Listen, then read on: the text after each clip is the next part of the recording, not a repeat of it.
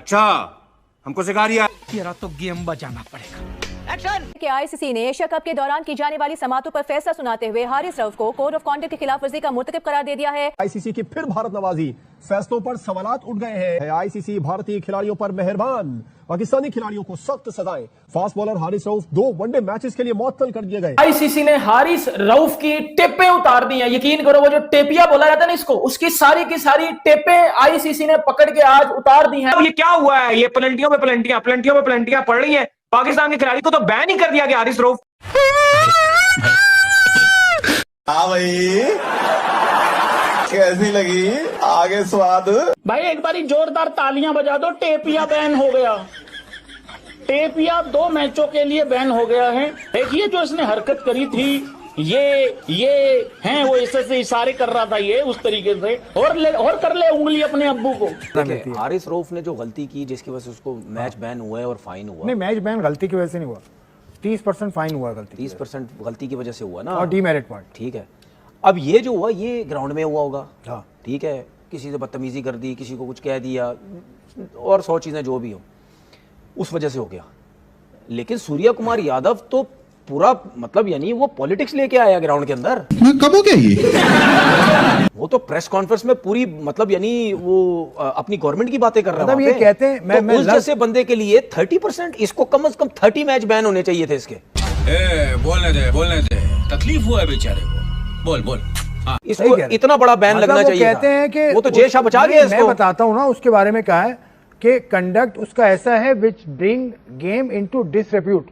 यार गेम को खराब करने वाला वो दानिश कनेरिया जिसके ऊपर लाइव बैन लगा है, उसका जो केस रखा हुआ है ईसीबी की वेबसाइट पे, उसमें लिखा है, उसमें भी इसी तरह के जुमले लिखे हुए हैं कि उसने गेम की साख को मुतासिर किया। तो साख को मुतासिर तो भाई ने भी किया था। नहीं, ये अगर जय शाह नहीं होता ना, इसको तो बैन थे लंबे चौड़े।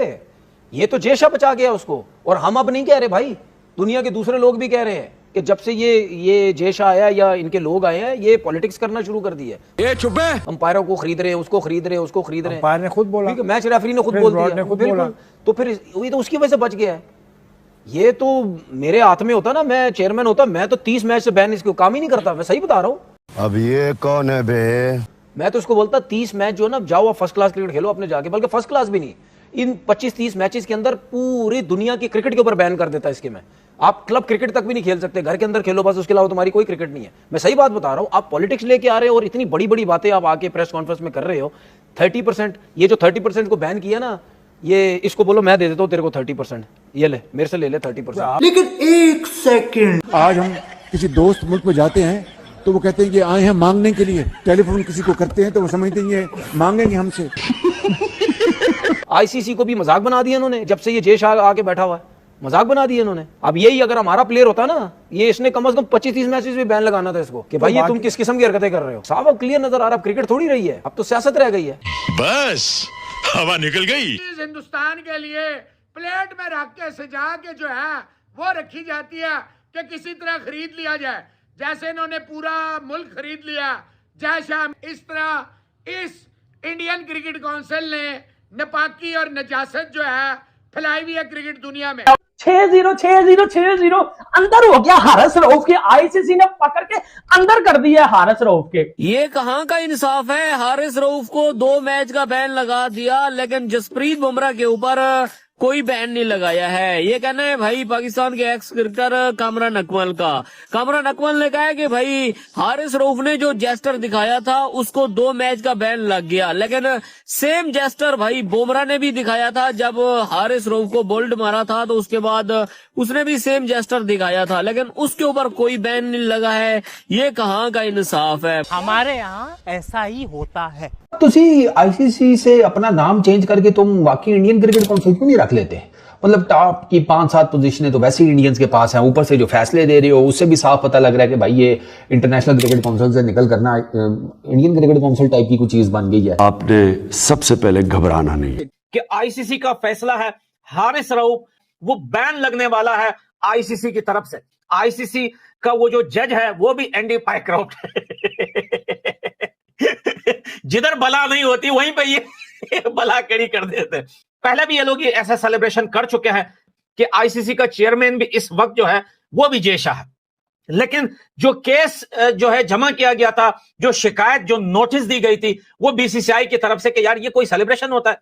पाकिस्तानी बोल रहे हैं कि भाई हारिस रऊफ ने कोई ये इशारे कुछ और समझ के नहीं किए थे। इतने बड़े हरामी के बच्चे पता नहीं कहां से बना के लेके आते। बैन लगे ना लगे, आटा जरूर गीला होगा भाई।